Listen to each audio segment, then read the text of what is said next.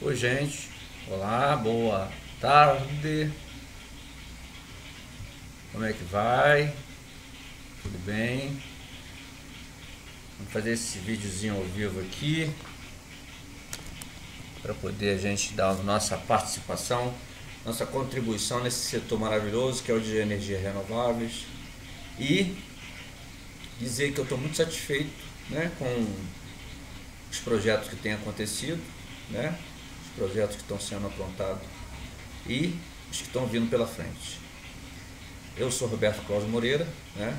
Hoje, dia 19 de janeiro de 2023, uma ótima tarde a todos. E o que eu vim aqui hoje trazer para vocês é um assunto que é de suma importância para aqueles que estão interessados em fazer sua instalação solar fotovoltaica, que é o parecer de acesso. E já fica aqui logo dito, ele mudou o nome, né? Foi mudado o nome dele desde o dia 1º de abril de 2022, conforme a resolução normativa 1000, que é a resolução que organiza o setor elétrico. Então, a partir dessa resolução passa a ser chamado de orçamento prévio, né? E o que a gente precisa estar atento quanto a esse documento? Isso que a gente vai falar aqui hoje. Esse documento ele autoriza a conexão da nossa usina ou microusina de geração própria junto à rede da distribuidora de energia. Aí vou fazer aqui contar uma história aqui, um ocorrido, né? Em 2022 eu estava na edição da Intercelular participando, né? E parei lá no stand para fazer uma visita, né? Impressionado com aquela magnitude dessa feira. Aí parei no stand lá conversando com um dos participantes e tal, na minha lá, batendo um papo com ele. Falar nisso, deixar aqui o meu link pro setor de energias renováveis para aqueles que estão entrando. São dois eventos que não pode ficar de fora. A Intersolar e no Fórum GD da FRG Mídias e Eventos. Dois eventos que eu recomendo que todas e todos do setor de energias renováveis, principalmente os integradores do setor solar fotovoltaico, participem. São eventos que realmente você sai de lá com um conhecimento apurado para poder você participar e entrar no mercado, ou para aqueles que já estão já há bastante tempo, né, fazer uma adaptação, uma melhoria no seu trabalho. Enfim, estava lá no stand, batendo um papo, tal, tomando um cafezinho, aí eu fiquei, né, batendo um papo com ele, daqui a pouco ele puxei o assunto, né, pô, e aí, como é que tá as conexões lá na sua região, como é que vocês estão fazendo lá na sua área, enfim, como é que tá os pareceres de acesso lá junto à distribuidora, pô, aí ele virou, pô, lá a gente tá bombando, a gente todo dia tem conexão, a gente tem lá uma média, na minha empresa tem uma média de conexão de fazer 4 projetos por mês, uma média aí de instalação de 20 a 25 quilowatts. Falei, pô, é mesmo? Pô, legal, pô, beleza. Mas me diz aqui uma coisa, a distribuidora não implica com nada com relação ao parecer de acesso, não recusa nenhum, não rejeita? Tá sempre tudo direitinho? Parecer de acesso lá tudo no prazo, sai tudo no prazo direitinho. Aí eu falei, pô, legal. Aí ele foi, pô, falar nisso. Lá na sua região, se você conseguir alguns pareceres de acesso, você consegue lá com facilidade? Aí eu virei para ele, para quê? Para você fazer a instalação lá na minha região, sua empresa? Ele, não. Só você fazer, você conseguindo, você fala comigo. Eu falei, pô, beleza, tudo bem. Então me passei seu contato. Eu falei, tá legal. A ANEEL não aprova esse tipo de conduta. A Agência Nacional, ela estritamente recusa esse tipo de prática. E o mercado está cheio de empresas e empreendedores desse tipo que ficam solicitando diversos pareceres de acesso, sem intenção nenhuma de construir a micro ou a mini usina para depois negociarem esses pareceres de acesso dentro do mercado. é uma prática ilícita, mas a gente tem que saber administrar isso, saber perceber quando que é uma intenção, né, com relação a isso. Isso porque o prazo, né, para você fazer a conexão da sua microusina ou mini usina, para que você tenha o direito garantido até 2045 sem pagar, né, a tarifa de a TUSD, né, fio B, né, que ela vai ser escalonada na cobrança durante a partir de 2023. Esses pareceres de acesso que nosso amigo aí do cafezinho, né, colocou lá bem claro que aonde tiver ele aceita, ele vai fazer, vai buscar. Essa prática, os pareceres de acesso que ele tiver tudo na mão, agora eles têm um valor, porque é esses pareceres de acesso que garantem até 2045 sem cobrança da TUS de fio B. Então, a princípio ele coloca muito bem claro que está bombando lá na região dele, mas ele quer estender o mercado. E ele está utilizando uma prática que é ilícita. Só se tornou ilícita porque a Lei 14.300 inseriu um dispositivo para desestimular esse tipo de prática. Um desses dispositivos é a exigência do fiel cumprimento.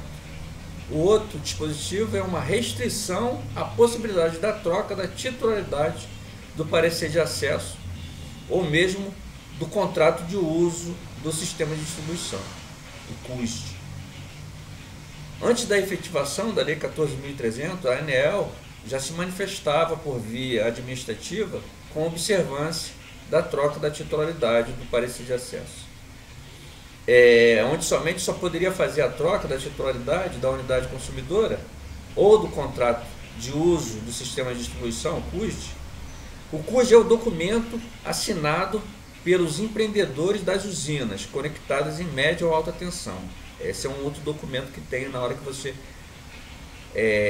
o orçamento prévio está sendo, né, processado na junta distribuidora. Quando ele é gerado, você tem um CUSD para poder assinar. Então, a edição da Lei 14.300 passa a vigorar com essa restrição, né, neutralizando essa prática. Eu tenho alguns históricos aqui isso porque era a minha análise, né? Não tinha resolução e nem a Lei 14.300 ainda estava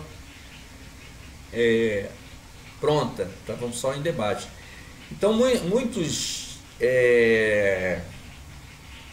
lives que a gente participava dava para ver nitidamente que já existia ali algum tipo de negociação entre o que estava apresentando com o interesse de uma área qualquer para poder ver se ali ele conseguia, né, algum contato. Porque é assim, né? Ele consegue contato, o cara consegue o parecer de acesso, ele vem aqui, aí ele vai ver a área se é realmente. E também, via satélite, você consegue ver uma área que tem uma radiação suficiente, né? Porque o ponto focal do negócio é a área de radiação. Você tem uma radiação de 5,4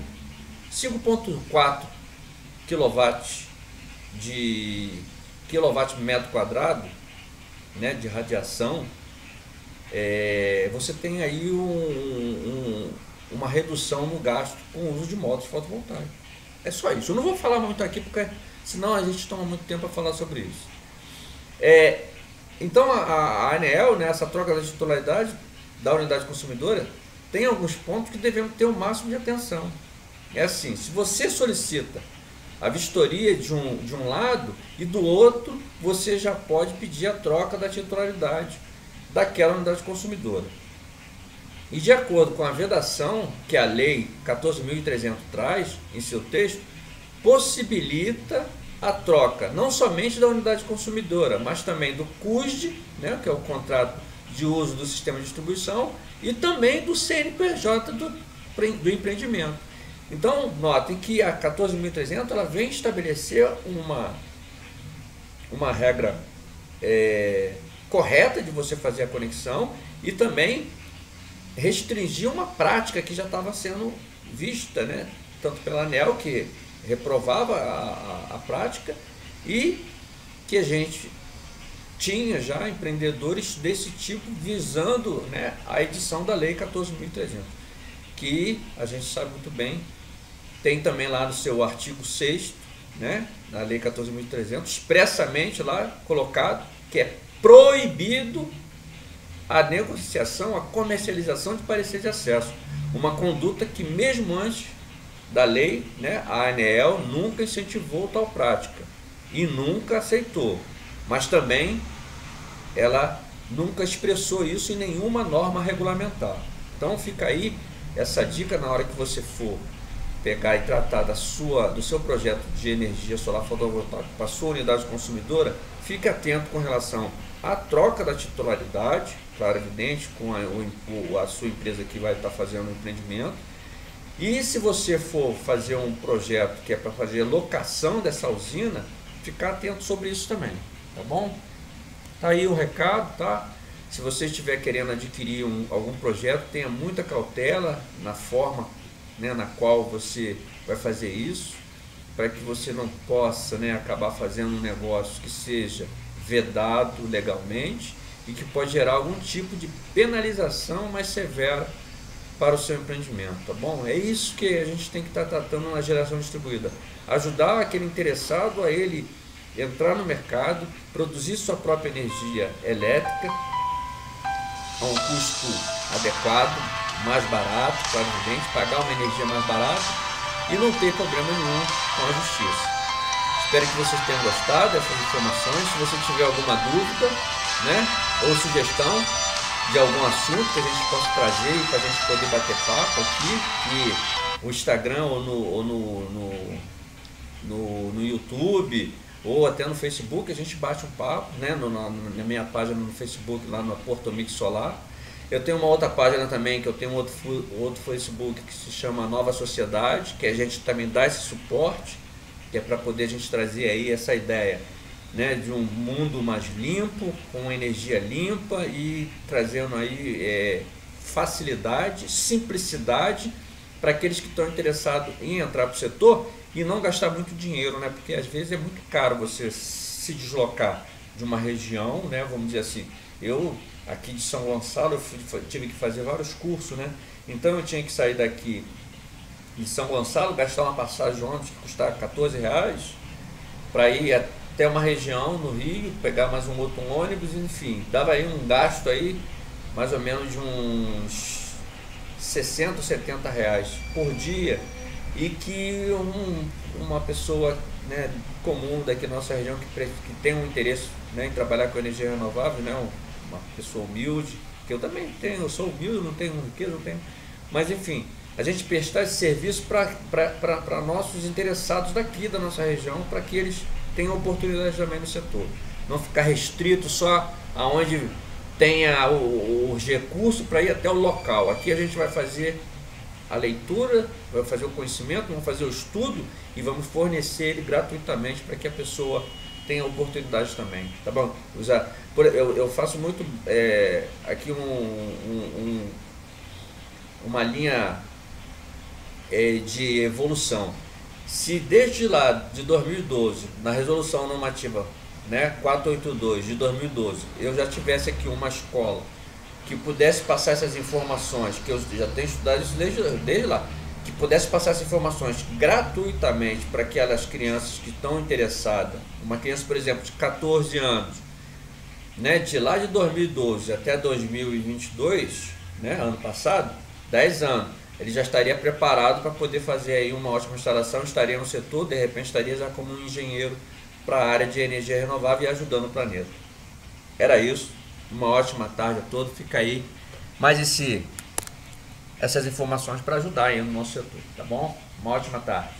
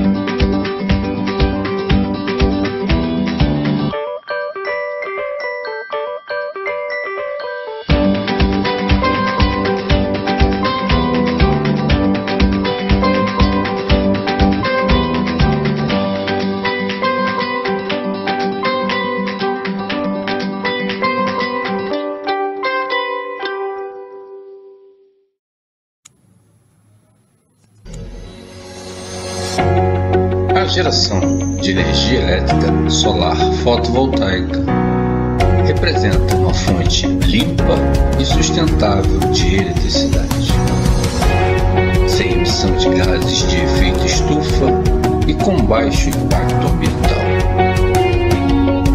Este podcast traz para vocês informações sobre geração distribuída no Brasil, onde temos a oportunidade de implementar a Agenda 2030 e assim aumentar substancialmente sua participação na matriz energética global.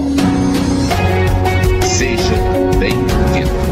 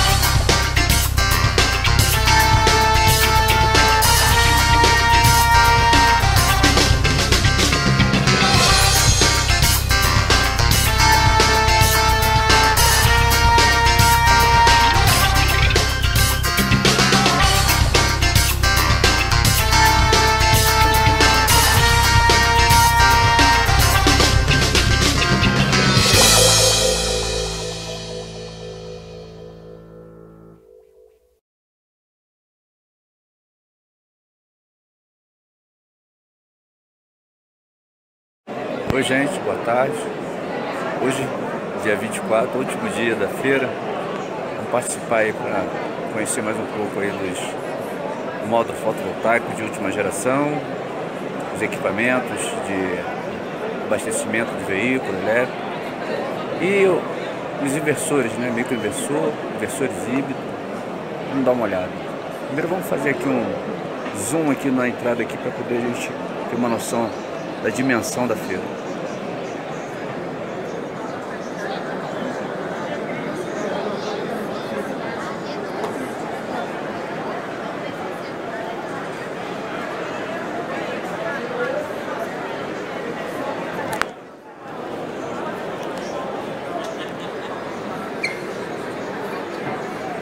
Vamos lá?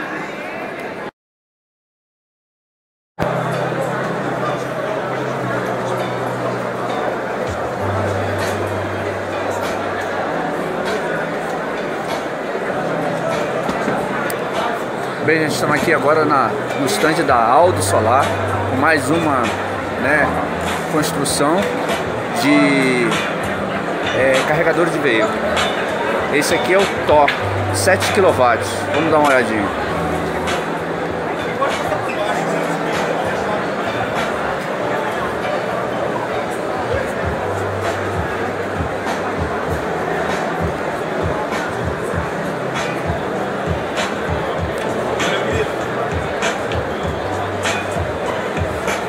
Vamos ver se a gente acha alguém aqui para poder explicar um pouquinho sobre o Thor.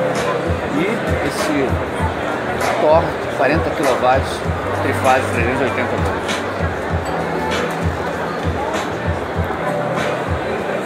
Vamos ver aqui. Boa tarde. Tem alguma de vocês que possa me explicar sobre o carregador? Aí eu tô com o pessoal da Aldo mesmo só. Você tem como chamar um para poder fazer um vídeo aqui para encerrar?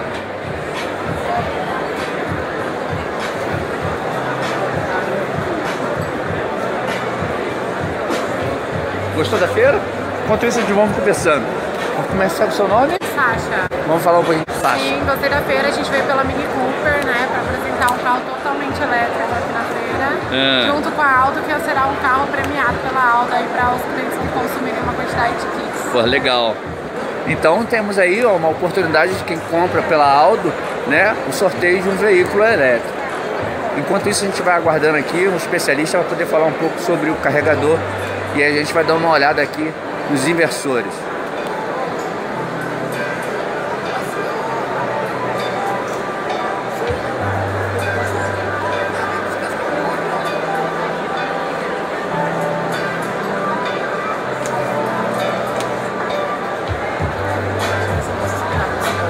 Tá ok, obrigado. Aqui chegou uma especialista, vai explicar um pouquinho pra gente sobre os carregadores. Boa noite, o seu nome é? Lara. Lara. A Lara vai falar um pouquinho sobre o Thor de 40 kW. Fala pra gente. Esse é o Thor, um carregador automotivo, ele vai otimizar e carregar de uma forma muito mais segura um carro elétrico. Lara, né? Lara, qual é o tempo de recarga desse Grovat de 40 kW em termos de horas? Em média 4 horas. Então tá aí mais uma oportunidade para aqueles que estão interessados em fazer uma instalação carport e ter seu carregador, né, do seu veículo elétrico. Uma ótima noite, vou encerrando por aqui. Obrigado a todos.